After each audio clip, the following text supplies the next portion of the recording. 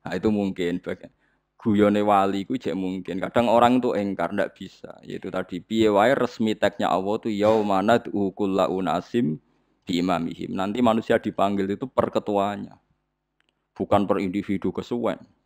Jadi ada teori itu yang mungkin benar.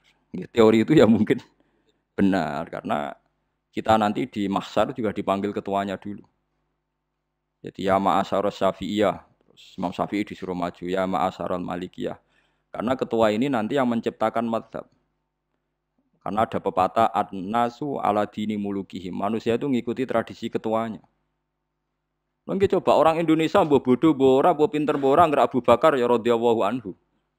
Coba kalau tradisinya Syiah, mungkin Abu Bakar laknatullah alaih kan gitu.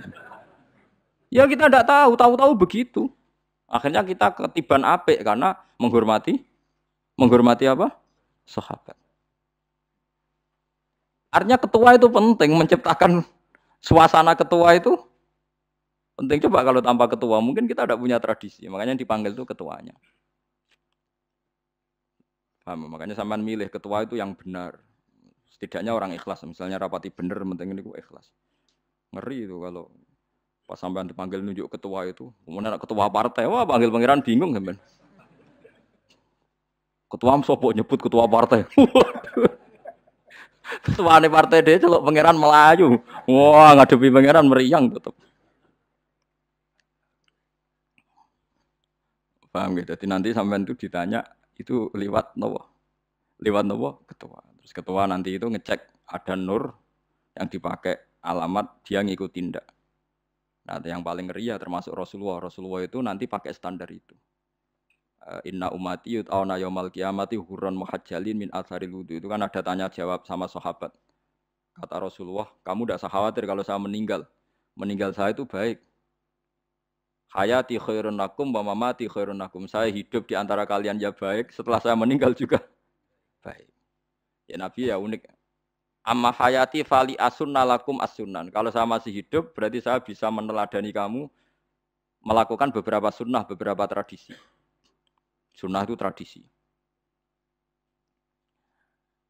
Jadi orang kudu artinya sunnah itu wajib atau sunat. Buktinya di Quran ada sunnatallahi allati sunnatallah fil ladzina khalau min qabl. Jadi sunnahnya, tradisinya Allah menghukumi orang-orang dulu. Itu bisa orang benar, bisa orang tidak apa? Benar. Kata Nabi kalau saya masih hidup, fali asunna lakum asunan, saya bisa mentradisikan kamu beberapa sunnah, bisa wajib, bisa sunnah. Wa amma wafati ya khairun lakum. Kalau saya sudah meninggal nanti juga bagus. Mergo aku nak SK pundhut jare Nabi aku jejer pangeran. Jadi nak roh kowe apik, saya muji Allah, nak roh kowe elek langsung saya minta ampunan kepada Allah. Dan semua umatku nanti diampuni. Terus Nabi mulai menangis, tapi ada beberapa masalah. Ketika orang-orang itu ternyata umatku, mau saya ajak ke surga, kata Tuhan, kata Allah, innahum qad ahdatsu ba'dak. Mereka ini bikin aturan aneh-aneh setelah kamu Muhammad. Terus fa'aku suhkon ya sudah kalau gitu tak tinggal ke surga, tidak ikut masuk surga. Nah kemudian ulama berdebat ahdatsu itu apa? So, ada yang itu bid'ah gitu, macam-macam. Kalau ulama Sunni ahdatsu itu ya bid'ah ibadah mahdhah. Jadi misalnya orang melakukan sholat zuhur kok 6 rakaat itu kan wong nganggur papat tes kesel kok malah muni 6 itu. Utawa duhur kok mau 3 rakaat itu kan ya itu bid'ah. Karena ibadah mahdhah. Tapi kalau masalah sosial itu fleksibel. Fleksibelnya adalah misalnya dulu Nabi naik unta, orang yang anti bid'ah juga naik Innova. Padahal dulu naik unta. Orang-orang yang poligami itu ya tidak nunggu istri pertama mati. Padahal dulu Nabi poligami setelah Sayyidah Khadijah meninggal. Ya mereka baik-baik saja. Alasannya poligami sunnah Rasul. Padahal nak detailnya sunnah Rasul poligami setelah istri pertama meninggal. Jadi kayak Rohin itu belum boleh. Istrinya kan masih hidup 2 dia. Tapi sudah.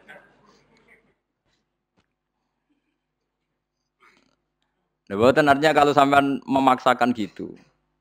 Sampean kalau nggak percaya saya bacakan ayat. Wal khailah wal bihola wal hamiro ditarkabuha wazina. Kamu bisa naik kuda, naik unta, naik himar. Setelah kamu naik, dan kamu tenang di atas punggungnya, litastawu ala zuhuri, tsumma tadhkuru ni'mata rabbikum idza stawaitum alaihi wa taqulu subhanalladzi sakhkhara lana hadza ma kunna lahu muqrinin. Artinya ketika kita naik onta zaman dulu dan tagnya memang onta, itu terus kamu baca subhanalladzi sakhkhara lana hadza. Apakah sekarang kesunatan baca itu kalau yang ditumpai onta, sehingga kalau yang naik Innova tidak usah baca itu gitu. Wah, aku numpakku ora onta kok, dadi ora usah maca subhanalladzi apa? Sakhkhara lana. Dhisik Nabi maca iku mergo numpake onta. Ya ngajak goblok bareng to, mosok umat tepuk kanthi begitu itu. Makanya sensitif, bakas bid'ah ndak itu sensitif. Tidak usah dibahas, biasa saja. Nek senara cocok ya diem aja. Sudah, sebenarnya nek cocok kalau sampai ngelakoni tapi tidak usah komentar karena jelimet. Saya pernah ditelepon orang, dimaki-maki. Orang Sidoarjo. Padahal orang Jawa Timur, ya aneh. Kan ada orang matur Rasulullah namanya Abdullah bin Amr. Ya Rasulullah, saya ini kuat puasa terus. Kata Nabi, jangan puasa 1 bulan 3 hari saja itu sama dengan 1 bulan penuh. Karena 1 puasa sama dengan 10. Masih balelo terus termasuk menyangkut Quran. Ya Rasulullah, saya ini tiap hari khatam Quran. Jangan 1 bulan sekali saja baru khatam. Enggak ya Rasulullah, saya ini ingin sering khataman. Ya sudah kalau gitu seminggu sekali, sab'a layal. Saya lebih kuat ya Rasulullah, 3 hari. 3 hari saja khatam sekali. Iqra'hu fi salasin kata Nabi. Ya Rasulullah, saya lebih kuat ketimbang itu. Tidak ada yang lebih baik ketimbang itu kata Nabi. Kemudian orang itu anti semaan karena semaan itu kan 1 hari khatam. Paham ya? Maksudnya hadis tadi yang di Bukhari dipakai dalil anti apa? Semaan karena semaan itu 1 hari apa? Lewat telepon pertama lewat santri saya terus lama-lama lewat telepon. Saya tanya, kamu bacanya hadis kira-kira sama saya banyak mana? Kayaknya banyak jenengan. Terus saya tanya, betul Nabi menyuruh khatam tiap 3 hari? Ya. Betul Nabi nyuruh khatam tiap 1 bulan? Ya. Ya sudah lakukan saja. Anda sering enggak khataman tiap 3 hari? Enggak pernah, setahun aja enggak mesti. Lah ya kalau Nabi melarang baca Quran tiap hari kamu setuju, tapi Nabi nyuruh tiap hari khatam kamu tidak setuju. Enggak apa-apa, kamu anti semaan enggak apa-apa, tapi lakukan perintah Nabi tiap 3 hari khatam. Menang deh. Jadi lah itu maksud saya. Anda tidak apa-apa milah-milah bid'ah sesuai versi Anda, pemahaman Anda, tapi yang fair. Kalau Anda anti semaan ya harus tiap 3 hari khatam karena dawuh Nabi iqra'hu fi kulli salasin. Enggak juga kan mereka juga orang yang enggak jarang baca. Jarang baca apa? Lah itu enggak fairnya di situ. Makanya nggih biasa mawon. Cuman semaan apal Quran wis semaan. Nah apal Quran ya wiridan, malah lucu to apal Quran kok semaan. Ya yes, ngono ae apal ya nyemak kan, kok nak kesel ya mulai. Jadi bang nyemak sampai geremeng. Bariku mangan entek akeh kan malah lucu. Oh nyemak yo udah kurang ajar. Jajal kok nyemak kifa delok ngarep mbek guri tok, anggere kembar ya wis. Aku serak kelakuane wong nyemak. Kan dene ra apal kan yo. Biasane nyegat guri to. Kok anggere gurine kembar pojok ya. Wis. Kok anggere gurine pojok kembar. Nek sing semaan akhire pinter sing maca kembar gurine. Paham gitu terus wau gitu tohuron gitu tak latih memahami Quran secara lugat. Quran bagaimanapun bilisanin arabiyyin mubin. Ada ulama yang berpendapat tohir itu dimubalaghahkan tohur seperti ghafir, ghafur, syakir, syakur. Sebab itu menurut mazhab ini tidak ada air apa mustamal. Tapi kita biasa mazhab Syafi'iyah apa? Ada apa? Ada mustamal. Itu masalah-masalah ijtihadiyah. Ini masalah-masalah ijtihadiyah. Kalau masalah ijtihadiyah tadi pendapat saya benar mungkin salah. Pendapat Anda salah tapi ya mungkin benar itu. Wa anzalna minas sama ima antahura. Mutahhiron tegese banyu iku sing nyucekno. Linuhya supaya maringi urip ingsun. Bihi sebab anane banyu baldatan ing daerah maitan kang mati. Jadi istilah resmine pangeran yo aku nak nguripno bumi iku yo nganggo lantaran banyu. Jadi coba soal pangeran kok butuh lantaran. Waduh repot. Wong Qur'ane pangeran dhewe mistilahno aku nak nguripno bumi liwat lantaran banyu. Ya rasa mbok jero-jerokno. Pangeran kok butuh lantaran. Ya usah lantaran lah ya iso, tapi nek Allah nganggo lantaran ya oleh, ya aja terus Allah kok nganggo wasilah. Wah ya malah kacau. Ora usah ngono-ngono, ora usah mikir. Pokoke Qur'an diwaca ora usah dipikir, pun iman nonton mawon kok repot. Iman kok napa? Kok repot. Linuh ya supaya ngurip-ngurip sapa ingsun bi sebab banyu. Baldatan ing negara atau daerah maitan kang mati. Jadi sampean jangan mengatakan kalau Allah untuk menghidupkan bumi butuh air ya keliru. Allah itu tidak butuh apa-apa. Allah itu tidak butuh apa. Tapi kalau Allah punya sunnah, punya adat menghidupkan bumi itu pakai air, ya Allah jangan kamu atur. Kira pangeran kok ngatur. Itu kan ada cerita di kitab-kitab itu termasuk di Ihya itu. Nabi Musa itu sok dekat Allah. Jadi enggak mau mimik obat. Membuktikan bahwa Allah itu tidak butuh wasilah. Akokir itu maknanya obat-obatan yang dari herbal itu bahasa Arabnya apa? Al-akokir. Dia setiap konsultasi sama dokter disuruh minum herbal itu.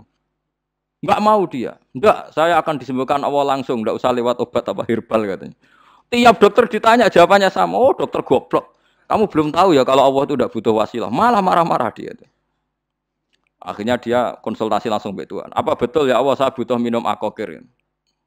Terus, kata dokter gimana? Karena herbal itu fungsinya gini-gini. Sa Musa, sing gawe fungsi herbal ngono iku sapa? Nggih jenengan. Lah yo aku gawe fungsine ngono kowe ngombe kok ora gelem. Sing gawe ku ya aku. Jadi sing gawe bodrek ku nek kowe ngelu, bodrek mandi sing gawe ku ya pangeran, rumangsamu sapa? Sing gawe ruhin abar kelon lega ya pangeran. Mangsamu sapa? Omane bojone ayu kan. Ah, sing wis pangeran ora usah aku isin gengsi, ora usah ngono. Kalau muni elek dibanding bojone ning swarga, nek ning donya ya ayu, nguruhin ya diselera utarane. Paham gitu. Terus itu masalah yang enggak akan selesai ila yaumil kiamah. Jadi ada cara pandang langsung Allah itu ya bisa. Tapi misalnya ada sunnatullah ya jangan kamu tentang. Termasuk Nabi Musa akhirnya Nabi Musa mau minum, setelah minum sembuh. Terus ketika sembuh diberitahu Allah, memangnya kenapa kalau minum obat itu? Obat itu ada khasiatnya yang bikin juga Allah. Kok kamu hindari itu alasannya apa? Wong yang bikin juga Allah. Makanya kalau kamu percaya wasilah, kalau terpaksa percaya, kamu harus yakin bahwa nomor satu adalah Allah Subhanahu wa Ta'ala. Kalau kamu takut orang itu syirik, ya gak apa-apa, kamu lawan, harus kamu lawan. Memang selera kamu begitu. Kamu harus tidak usah ikut pakai, wong kamu khawatir, tidak apa-apa. Jadi sing khawatir syirik, ora usah nganggo ali-ali, ora usah nganggo ake. Tapi sing seneng dagangan, yo nganggo. Ora usah jimat-jimatan ini niati napa? Booming ngoten mawon niati dagangan. Kulo nu diakek larang sedurunge rame-rame akek. Barang akek kerame terus mboten kula nggo. Wah, darani murah repot. Nggih kula mboten sombong. Dulu akeknya bapak itu zaman Bapak Sugeng tuh pernah ditawar ditukar mobil. Zaman itu mobilnya seharga 60 juta. Dan itu wasiat bapak untuk saya. Saudara saya sepakat itu untuk saya. Dulu kadang-kadang tak pakai. Setelah akek booming terus dikira ini yang gelondongan berapa kilo. 25.000 muruah camah cara Jawa camah tidak pernah tak pakai. Saya yakin ikut turun itu akek-akek yang mahal itu. Karena dikira yang produk ya yang masal itu yang itu. Paham gitu terus sampean biar tahu duduk perkara ini. Jadi tohur ya tohuron itu sifat mubalaghah. Tapi kalau dalam madzhab Syafi'i tohur itu ismul alat. Jadi tidak maknanya mengulang-ulang sehingga Imam Syafi'i tidak membolehkan wudu pakai air apa? Mustamal. Lah menurut hadis kayaknya benar Imam Syafi'i secara lahir. Karena Nabi ngendikan sisa air wudu itu membawa dosa Anda. Kata Nabi, jika seseorang wudu maka kotorannya keluar dari ajfan, dari pelapuk mata, dari apa, sampai keluar dari mimbaini adzofirih, sampai keluar dari bawah-bawah apa? Kuku. Sehingga kalau air ini sudah membawa kotoran dosa Anda, berarti air ini kan sudah menjadi air kotor. Andai kan Anda mukasyafah, maka air ini sudah penuh dengan kotoran. Nggak mungkin air yang sudah penuh kotoran dipakai wudu lagi. Itu cara berpikir Imam Syafi'i. Ya sampean ikut mana ya? Ya gampang kan kalau keadaan normal ya ikut Syafi'i, kalau air banyak, kalau tidak normal ya ikut mazhab yang lain. Kan gampang. Gitu aja kok repot tuh.